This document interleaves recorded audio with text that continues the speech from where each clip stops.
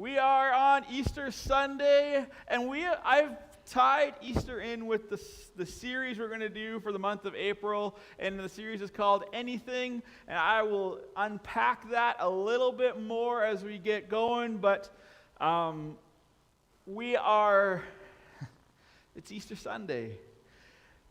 It is the Sunday where we celebrate that the cross wasn't the end of the story, where Jesus was laid in the tomb, but it doesn't mean that it was done, that he was done changing lives, done changing the course of history. But we come Easter Sunday and we celebrate the fact that not even death could hold him down. This morning I want to start off with a story. Now, I've often told stories about my time at Bible school. And I've shared about one of my mentors I had while I was at Bible school, and how he challenged me and how he'd ask tough questions. And for the sake of animosity, we'll call him Ed. It's not his name. And if you've ever had anything to do with Briarcrest or spent any time there, you know exactly who I'm talking about when I tell this story. So I'm not really hiding him. And he's not really a story he would be ashamed of. We'll call him Ed for the course. And Ed had been at Briarcrest for a very, very, very long time. And Ed was this personality that he would do anything to have impact in the lives of the guys that he was invested in. He oversaw one of the largest dorms at Briarcrest, oversaw 3 levels of guys, as you can imagine. He was very white and gray-haired very quickly doing that. But he had been there so long, and his personality was such that there were stories about him. Stories that were so far-fetched, so grandiose, that they almost started to get like legend, right? And you didn't know what was fact, what was truth, and what had been elaborated over the course of time as people told and retold the story. And so this morning I'm going to share one of those stories with you. This happened before my time, so I'm hearing it second hand, third hand. I can't remember how many hands it had gone down before it got to me. But one year, Ed had a student in one of his dorms that was particularly difficult.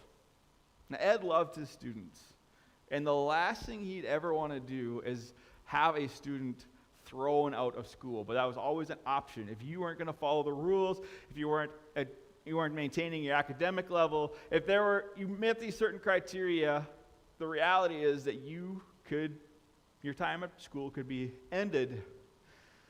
And this particular student, they had tried everything. They'd given him work demerits, they'd taken away privileges, taken away car keys, and they had tried everything under the sun to get this guy corrected, but it just seemed like he just wanted out.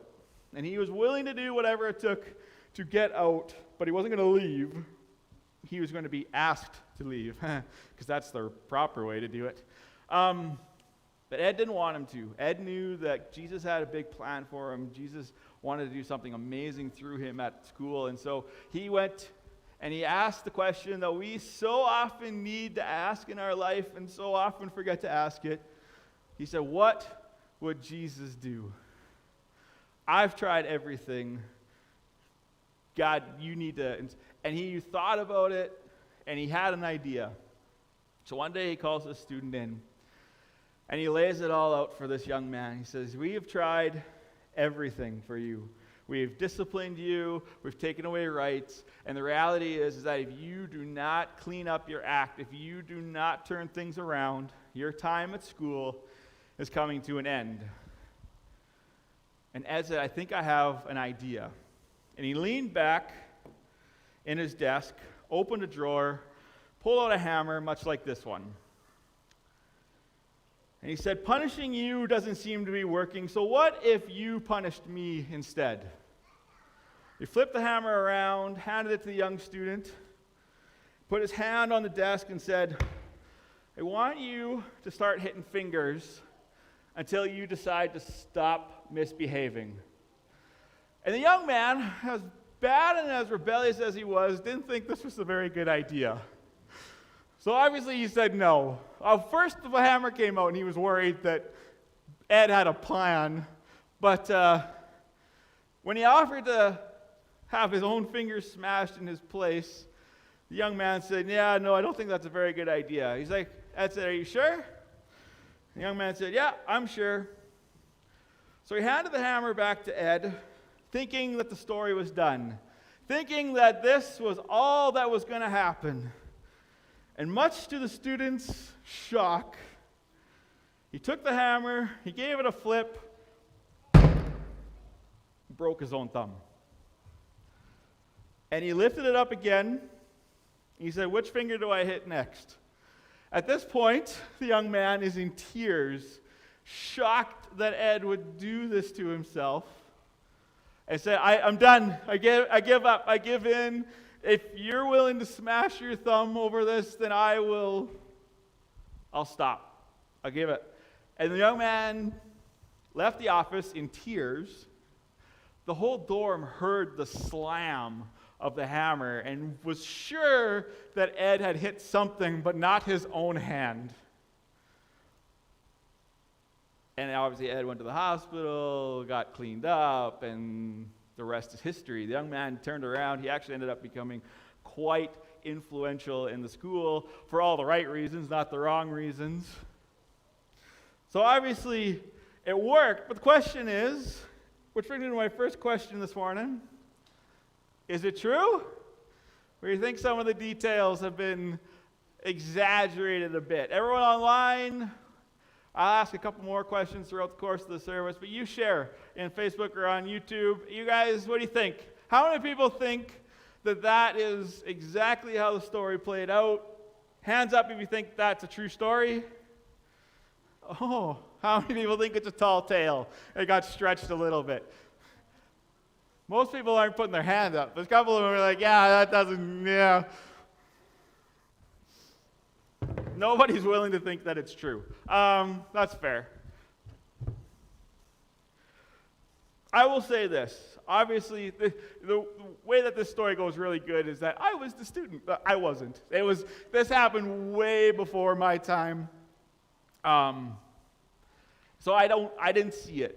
I didn't hear it. I didn't talk to the students who had seen it. I didn't talk to the guy who was sitting in the office when Ed smashed his own thumb. And I really wish I could say that when I remember Ed, I remember that his thumb didn't quite work. Like, I wish I could say that. I don't remember whether or not he did. But what I can tell you is that I know Ed.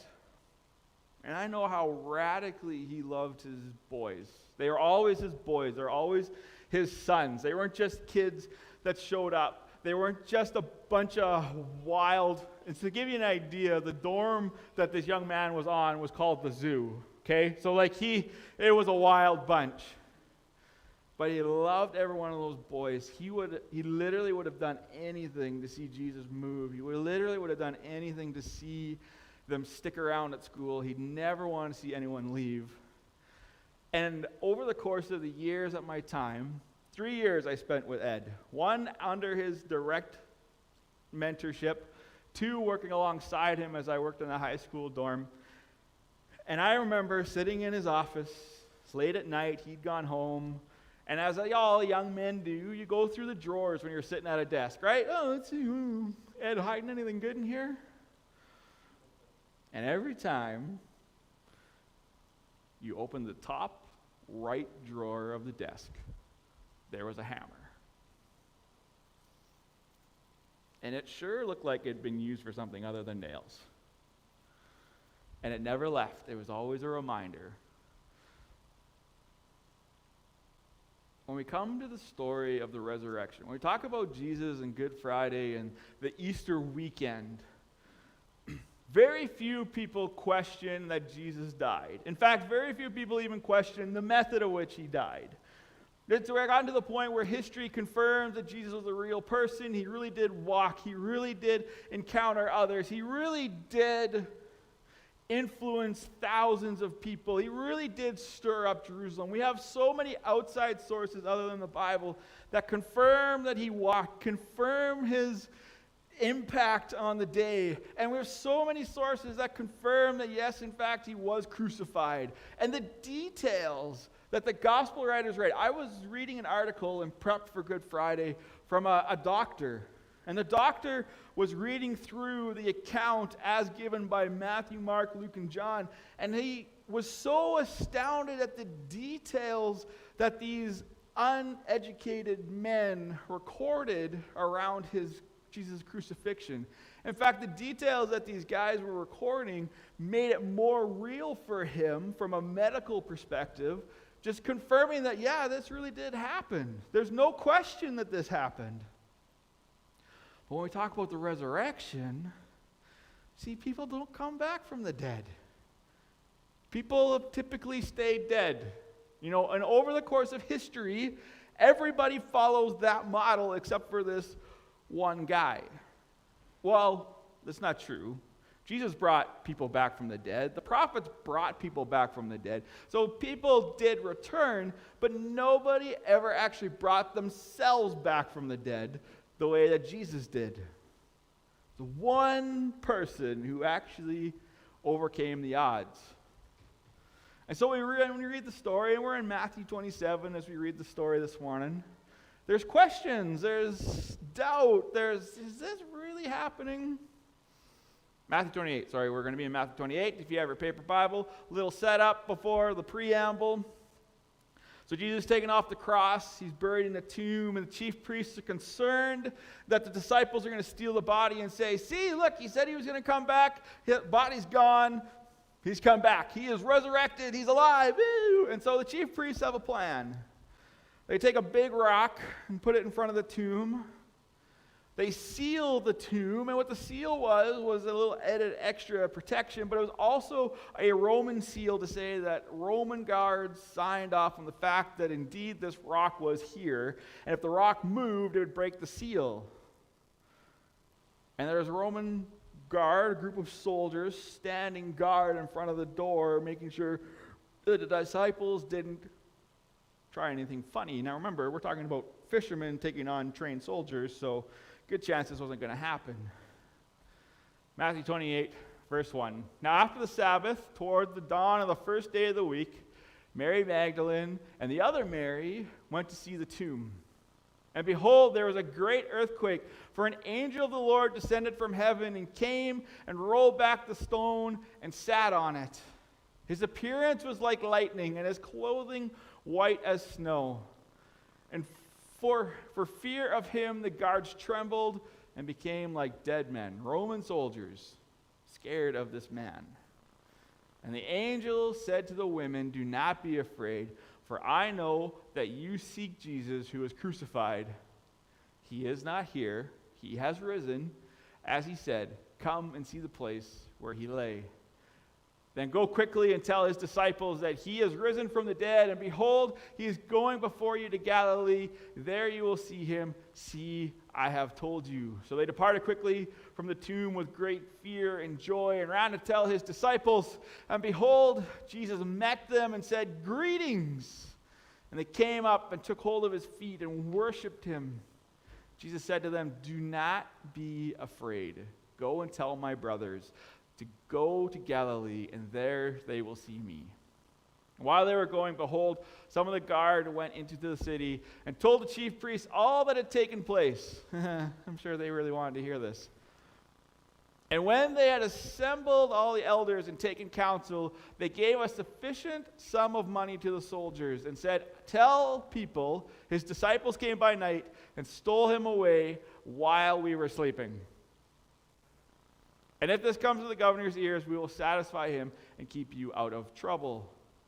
So they took the money and did as they were directed, and this story has been spread among the Jews to this day. Now, a couple of little things about the guards. A, if their captain found out they fell asleep, they're dead. Matthew intentionally records that only some of the guard went back. The rest of them took off. They're like, we're dead. This is bad. We're out of here. The other ones came in because they're so blown away. They got to tell the chief priest what has happened. They're basically trying to plead their life, saying, I know what we were supposed to do. We didn't do it. The body's gone. Oops. So the chief priests pay them off, saying, no, that's not what you tell them. You tell people that the disciples came while you were sleeping. And if the governor hears it, we'll make sure that you don't die. Because this was a death penalty for the Romans. They had a job and they failed. And it wasn't like, oh, next time. No, you're dead. You were paid to do something. You sealed the rock. And imagine the amount of money the chief priest must have given them. These are professional soldiers. Tell people you got beat up by fishermen. You got fishermen snuck by you. Okay, sure. That's going to cost you. But the story itself, an angel coming down, rolling the rock away, Jesus coming back from the dead, it just seems like it's a bit of a stretch. It seems like it's a bit of a tall tale, which brings me to my second question. Have you ever questioned the story? You're reading through the resurrection story, you're reading about how Jesus came back to life, you ever been like, really? There's no judgment. There's no criticism if you've asked that question. You're not the first person to question the resurrection, and you won't be the last. Lots of people throughout the course of history have been like, really? He came back from the dead. He came back to life. Seriously? But I encourage you, if you've never questioned it, if you've never looked into it, I'm a big believer that we as Christians and as men and women doing our due diligence, we need to ask these questions. Did it really happen? Is what the Bible is telling me really true? And is there sources outside the Bible that I can check to make sure? Because when we ask those questions, it's not a sign of weakness. And if you've ever been told that doubt and questioning is a sign of weakness in your faith, I'm sorry. That's not true. That's not true at all. In fact, I would go the other way. I would invite questions. If things don't make sense, or you're like, did this really happen? Is there something that I can read or some backup that I can follow up to just double check some of this stuff? Come ask. I will find you sources. I will find you answers. And if I don't have the answers, I will look for them. And I'm not going to, I won't embarrass anyone for wanting to know more, because questions isn't a sign of weakness. It's a sign of wanting to grow stronger. It just solidifies what you already know. But we're going to go really quick to see, how legitimate is this thing. So far, as far as people actually seeing Jesus alive, resurrected, walking around, we're at 2. We're going to keep a running total of how many people, according to the Gospels, have seen Jesus alive. So right now we got 2 women have seen him alive. We read in Luke that there's 2 disciples walking along, and the names of these men doesn't appear in the original 12, so it's probably not one of the 12. He's probably one of the bigger group. They're walking and discussing everything, and Jesus comes along and starts talking to them, starts revealing the truth of what they have experienced, and they sit down for a meal, and they realize that this is the resurrected Christ. And as they come to the realization, Jesus disappears. So now we're at 4 people have seen Jesus alive. John then tells us that the disciples are gathered. Of course, there's only 11 of them at this time. Judas has been so overcome by grief that he has taken his own life. He's not able to see the resurrected Christ. And we also find out, according to John, that Thomas isn't there. So there's 10 guys in this room, locked the door because they're scared of the chief priest. They're scared of the consequences of what has just happened. And Jesus appears among them. Now we're up to 14 people. 14 people have seen Jesus alive and well. And then I want to read the story of Thomas, because Thomas's account is very interesting. John is very intentional to list a very important detail about what happens with Thomas. 8 days later, his disciples were inside again, and Thomas was with them. Okay, he's not missing out this time. Although the doors were locked, Jesus came and stood among them and said, "Peace be with you." Then he said to Thomas, "Put your finger here and see my hands. And put out your hand and place it in my side. Do not disbelieve, but believe."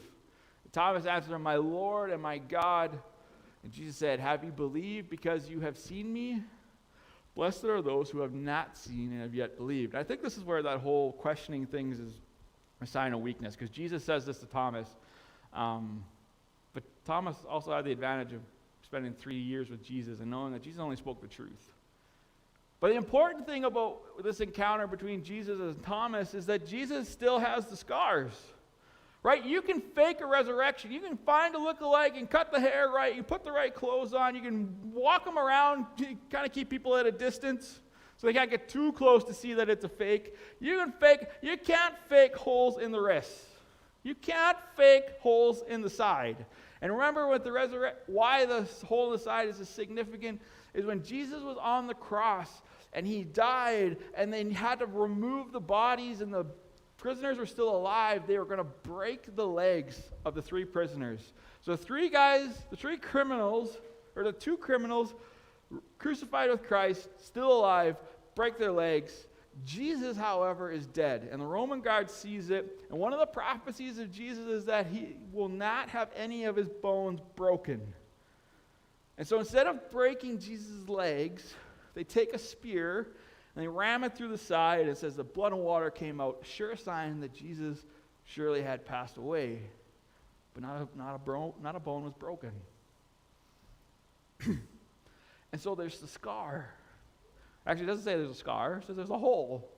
There's still a hole there from where the spear went in. There's still holes in the hands. That's hard to fake. Anybody who's anybody would know that Jesus had been crucified, and those holes in the wrists, doctors all agree that it probably was the wrist, not the hand. The hand probably wouldn't have supported it.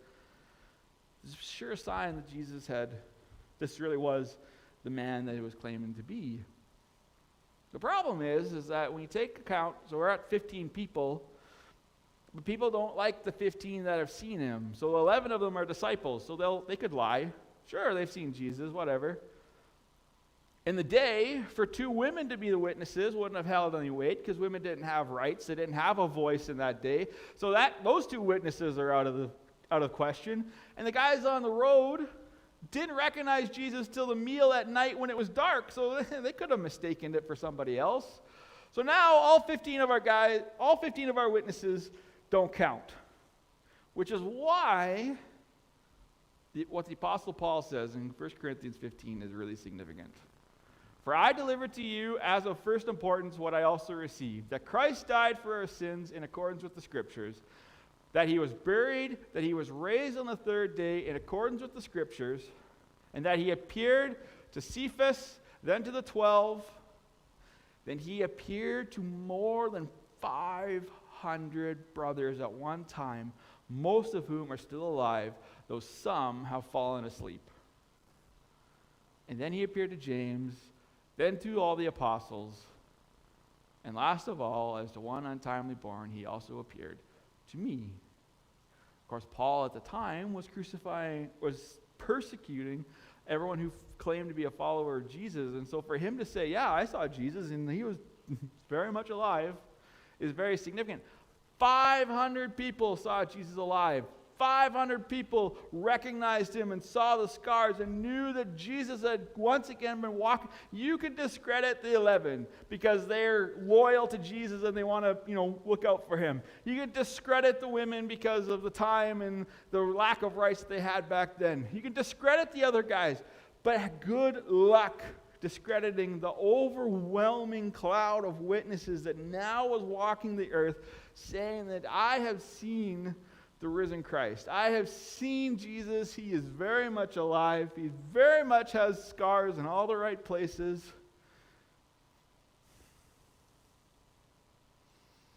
And why? Why all that? Why, that is all set up. That's all opener, okay? Now we're going to get to the point. The reason Jesus resurrecting, coming back from the dead is so significant is because on Friday we look at the fact that Jesus would have done anything for you to be forgiven. He would have done anything for your sin to be taken away, for this curse of death and destruction that is hanging over every single person. He would have done anything, including enduring the most brutal death humanity has ever cooked up. He would have done it all. God loved you so much that he didn't even withhold his own son to save you. But not only is Jesus willing to do whatever it took to see you saved, he is going to overcome every obstacle, every challenge, everything to make sure that you stay saved. And not even death could hold back Jesus. Not even death could hold our Savior down. Jesus conquers everything, conquers every sin, every lie, every pressure, every bad thing going on that tries to keep us. Jesus overcomes it all, including death itself. And that is good news, because no matter where we are, no matter what you're going through, no matter what happens, what's bogging you down, what's holding you back, Jesus has overcome it all. Jesus has overcome. He's conquered everything. That nothing in all of creation, not height, nor depth, nor angels, nor demons, nor principalities or powers, nothing in all of creation could separate you from the love of Jesus, the love of God that is in Christ Jesus. And that is the most excellent news of Resurrection Sunday. That is why it is so important that we know that the resurrection is true, because if it is true, it has eternal consequence for each and every one of us. It reminds us that death is not the end, that there is eternity waiting for us. Eternity waits for everybody. The question is eternity going to be spent at God's right side, which Jesus died and resurrected to ensure, or we spend eternity separated from God? Those are the only two options. There is no third option of just staying dead. You will spend eternity somewhere. The question is, where are you spending eternity? Where is your hope? Where have you got your eyes set? Because Jesus was willing to do anything he needed to do, and he's willing to he overcame absolutely anything that stood between you and your Heavenly Father, who loves you so much.